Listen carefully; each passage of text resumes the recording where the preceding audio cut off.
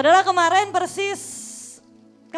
pagi saat saya lagi baca Alkitab, selesai saya baca Alkitab, koko saya tercinta yang tadi berdiri di sini, yang badannya kekar, luar biasa, masuk ke kamar saya. Beliau kalau masuk kamar saya nggak pakai aba-aba, saudara, jebret langsung saya loncat, saudara. Selalu setiap hari, setiap pagi, jebret langsung saya loncat. Dan begitu Bevis masuk kamar saya, Bevis tanya, saya duluan yang tanya, Bev, kamu besok di Mahanai mau sharing apa? Dan kemudian Bevis bilang, belum tahu El, aku belum tahu mau sharing apa. Dia tanya balik, kamu mau sharing apa El?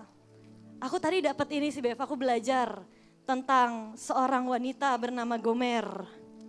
Dan saat dia diterima kembali, di perikopnya ditulis diterima kembali, tetapi dianggap sepi. Dan kemudian saya juga bilang, saya punya ini Bev, ada satu ayat yang bagus banget dari Mazmur 28. Dan kemudian, wah dahsyat El, dahsyat kata Bevis. Balik saya tanya balik, Bev, masa sih kamu belum dapat apa-apa gitu buat dapat sesuatu besok? Udah El, apa itu Bev? Yang barusan kamu sharingin. Saudara, saya kesel saudara, tapi saya nggak tahu ini kalau kita hidup sama orang yang plekmatis, saudara, kita nggak tahu kapan dia bercanda, kapan dia serius. Dan saya nggak tahu ternyata dia beneran serius, saudara. Saya tadi bingung 7 keliling. Saya mau sharing apa di sini, saudara? Kemarin sebenarnya saya udah mulai bingung 7 keliling. Karena waktu beliau ngomong gitu, saya bilang, Bev please, aku mohon jangan setega itu sama aku, tolong. Aku mau sharing itu. Sorry El, aku duluan, kamu gak punya kuasa apapun. Dia sharing duluan, saya belakangan, saya gak bisa apa-apa saudara. Saya bilang, Bev itu kan firman yang aku dapat. Sejak kapan firman Tuhan punya kamu seorang? Katanya, iya juga sih. Ya Tuhan, aku gak tahu. Akhirnya saya menyerah, saya memilih untuk berdamai saudara. Kira kayak ya udah, ambil. Dan ternyata dahsyat diceritain sama Bevis luar biasa. Di-sharingin meskipun saya bilang, Bev, bukannya kalau kita khotbah harus merema ya? Tadi waktu kamu sharing itu sangat menyala di hatiku. Itu merema dengan sangat luar biasa, terserah saya bilang gitu. Dan kemudian sepanjang hari saya jungking sama Tuhan, sia-sia lah gak sia-sia sih saudara. Tuhan aku udah cari dapat sesuatu, diambil sama Bevis, gak apa-apa Tuhan tapi tolong kasih aku yang baru. Tapi yang aneh saudara, saat sore hari, malam hari saya menghadap ke Tuhan seperti biasanya. Setiap malam saya biasakan untuk menghadap Tuhan, ngobrol sama Tuhan. Dan saat malam kemarin saya menghadap Tuhan. Tiba-tiba ada yang berbeda dari mood dan hati Tuhan. Tiba-tiba dari Tuhan yang dari kemarin-kemarin sangat romantis, Tuhan yang dari kemarin-kemarin sangat sweet, tiba-tiba berubah dan saya mendeteksi ada yang aneh di hatinya. Tiba-tiba Tuhan seperti bad mood sama saya, tiba-tiba Tuhan seperti gak excited lagi sama saya dan saya bilang, Tuhan kenapa? Dan di situ tiba-tiba Tuhan bicara. Berhenti tanya untuk besok. Saya bilang, kenapa Tuhan, apa salahnya aku tanya ke Engkau untuk besok? Aku gak punya materi Tuhan. Dan tiba-tiba Tuhan bilang, karena di hatimu engkau tanya, karena engkau takut dilihat jelek oleh orang lain. Dan Tuhan bilang, kalau besok aku mau kamu khotbah jelek, kamu bisa apa? Kalau kamu besok aku mau kamu sharing jelek, kamu bisa apa? Saya bilang, Tuhan, ini AL yang dizolimi Tuhan. Kenapa engkau betenya sama aku? Harusnya engkau betenya itu sama itu tuh Tuhan. Pria berotot tebal. Bukan sama saya. Harusnya Tuhan, aku ini yang dizolimi, aku ini cuma korban Tuhan. Aku dapat rema dari engkau, diambil, keterlaluan Tuhan. Tapi Tuhan cuma bilang, nak, beritahukan pada semua orang. Sejak kapan bahtera ada untuk melihat hasil? Tapi Tuhan cuma bilang, bahtera ada, kita ada, AL ada. Untuk mendengar Tuhan, taat dan melakukan hasil urusan Tuhan. Berapa banyak orang yang mulai kecewa karena kemudian mereka melihat hasil. Sejak awal engkau selalu bilang, hasil itu ada di tangan Tuhan. Tugas kita adalah taat dan melakukan apa perintah Tuhan. Kalau Tuhan mau kita kelihatan jelek, itu suka-suka Tuhan. Kalau Tuhan mau kita kelihatan gak bagus, Tuhan mau mempermalukan kita, bahkan itu suka-suka Tuhan. Terserah Tuhan. Dan tiba-tiba Tuhan bicara tentang seorang yang membangun bahtera bernama Nuh. Saudara, saya buka ayatnya sebentar aja. Di dalam 2 Petrus 2 ayat yang kelima. 2 Petrus 2 ayat yang kelima, boleh tolong buka di King James versionnya, King James versionnya. And spared not the old world, but saved Noah, the eighth person, a preacher of righteousness. Saudara tahukah saudara, ternyata seorang hambanya bernama Nuh, yang hari itu disuruh Tuhan untuk membangun bahtera, bukankah itu sama seperti kita? Tuhan perintahkan kita untuk membangun bahtera, 7 hamba Tuhan diperintahkan untuk bangun bahtera nak. Dan ternyata apa yang terjadi? Firman Tuhan berkata, Nuh ternyata adalah a preacher of righteousness. Ternyata sejarah membuktikan setelah saya pelajari, ternyata seorang hambanya bernama Nuh, dia ternyata adalah seorang pengkhotbah selama 120 tahun. Tapi apa hasilnya? Mungkin secara kasat mata kita lihat, bahkan tidak ada satu orang pun yang diselamatkan loh saudara. Di zamannya cuma 8 orang di keluarganya yang diselamatin. 120 tahun dia khotbah memberitakan kebenaran, a preacher of righteousness. Gak ada hasil sama sekali seakan-akan di mata manusia. Tapi sekali lagi Tuhan cuma bilang, dia hamba Tuhan. Dan Tuhan bilang bahkan dia seorang yang benar dan tidak bercacat celah. Dan aku menghargai dia sebagai seorang yang bergaul karib dengan Tuhan. Bukan karena hasil yang dihasilkan, tapi karena relationship dengan Tuhan. Pokoknya taat, lakukan apapun yang Tuhan mau. Mau hasilnya seperti apapun, jangan pernah kecewa. Engkau Pak Yusak selalu bilang, bagian kita itu bukan melihat hasil. Bagian kita itu taat, dan taat. Dan saudara boleh dibuka lagi tadi ayat yang Mazmur 28 ayat yang pertama. Ayat yang harusnya saya sharingkan hari ini. Di the message-nya saudara kalau boleh. Don't turn a deaf ear when I call you God. If all I get from you is a deafening silence, I'd be off in the black hole. Saudara, saya bayangkan hari itu seorang hambanya bernama Daud.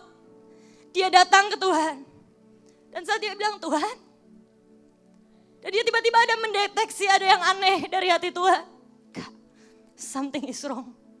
Kalau kita baca the deafening silence, itu sebenarnya artinya adalah salah satunya adalah less enthusiast. Yang berarti saat Daud datang ke Tuhan, tiba-tiba Tuhan beda nih. Ada something wrong. Tuhan gak terlalu antusias sama aku. Dan disitulah Daud menjerit, Tuhan, lebih baik aku dibuang ke lubang yang paling dalam daripada engkau sudah gak bergairah lagi sama aku. Saudara, masalahnya kita gak akan tahu kapan Tuhan bergairah dan kapan Tuhan tidak bergairah. Kalau kita gak dekat dengan Tuhan. Percayalah, saya punya satpam di rumah, di window ada satpam yang ngejagain kalau kebaktian. Saudara, kalau saya lagi bete, satpam saya gak akan tahu kok saya lagi bete.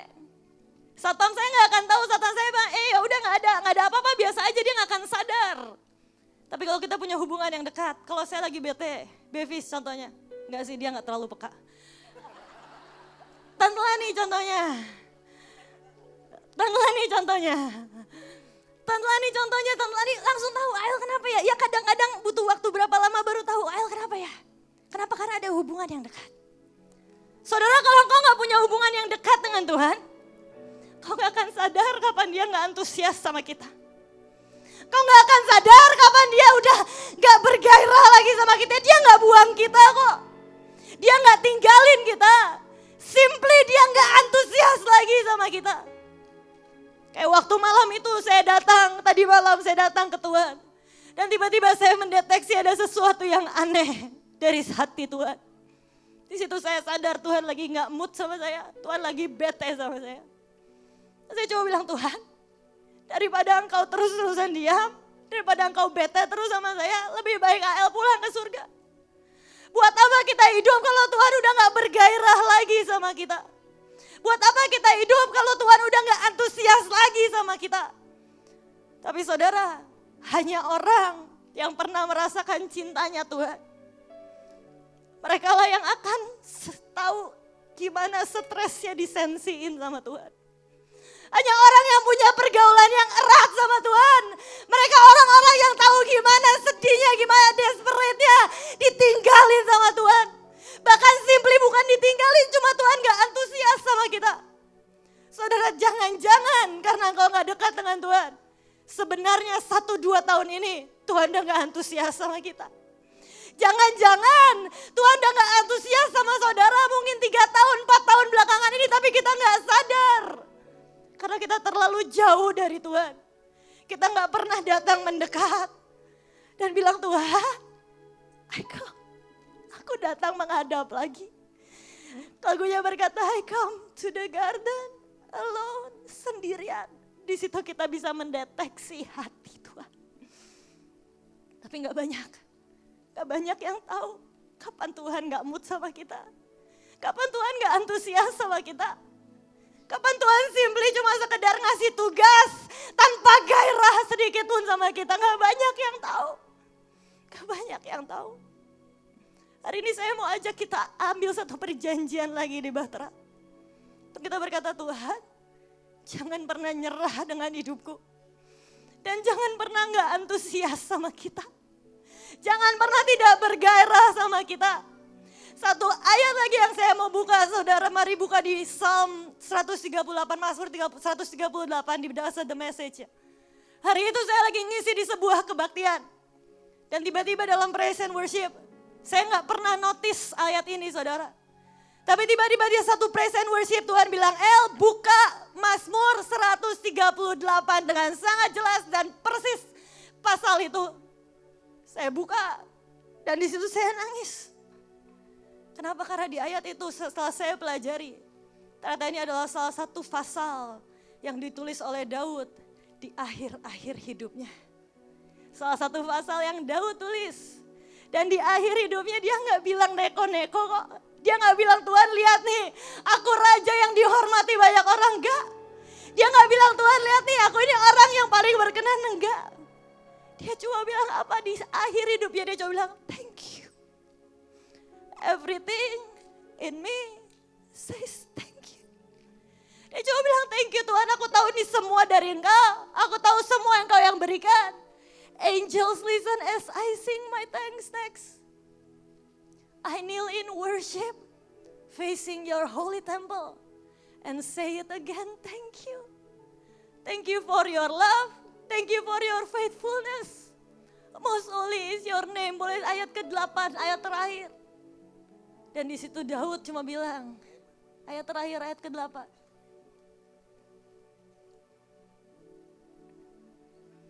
Finish what you started in me, God. Your love is eternal. Don't quit on me now. Saudara, banyak orang kita bisa memulai dengan dahsyat. Tapi hari itu seorang pemazmur, seorang pejina, seorang raja, seorang yang dihormati sebangsanya. Dia gak bisa ngomong apapun kok. Dia cuma bilang thank you. Thank you Engkau udah pilih aku, thank you ini semua Engkau kok Tuhan, ini semua Engkau.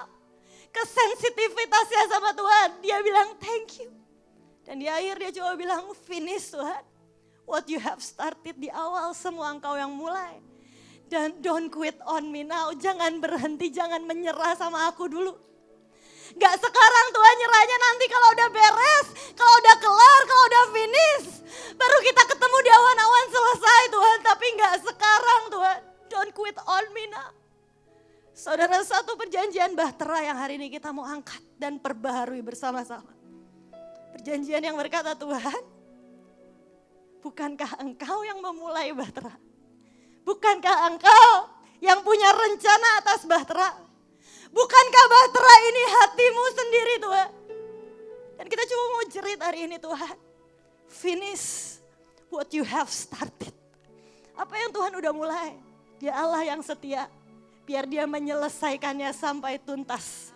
Sampai semuanya beres. Sampai kita ketemu di awan-awan. Dan kita coba mohon, don't quit on me now Tuhan. Don't quit on me now. Jangan gak antusias sama aku Tuhan. Jangan sampai engkau kehilangan gairahmu terhadap Bahtera. Jangan sampai Tuhan kehilangan gairahnya atas kita. Mereka yang tahu artinya dicintai dan mencintai Tuhan. Tahu desperate-nya Daud menulis ini.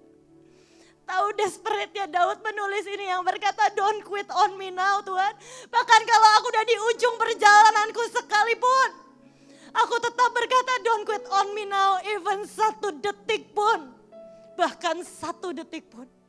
Hari ini saya mau ajak kita nyembah bareng. Ada satu lagu yang tiba-tiba Tuhan bilang, bikin lagu El dari Psalm ini. Saya bikin lagu dari Psalm ini lagu Daud. Mungkin saudara gak tahu lagunya. Tapi saudara, mari kita sembah Tuhan sama-sama. Mari kita sembah Tuhan sama-sama. Ini satu perjanjian lagi yang Tuhan berikan. Perjanjian bahtera. Tuhan tidak akan menyerah dengan kita. Tuhan akan selesaikan sampai finish. Amen. Dia Tuhan akan menyelesaikan sampai semuanya tuntas. Amen. Sampai kita ketemu di awan-awan, kita jerit sama Tuhan. Don't quit on me now Tuhan. Thank you buat semua perjalanan. Thank you buat semua yang kau berikan dalam hidup kita. Thank you buat semua perjalanan cinta. Thank you.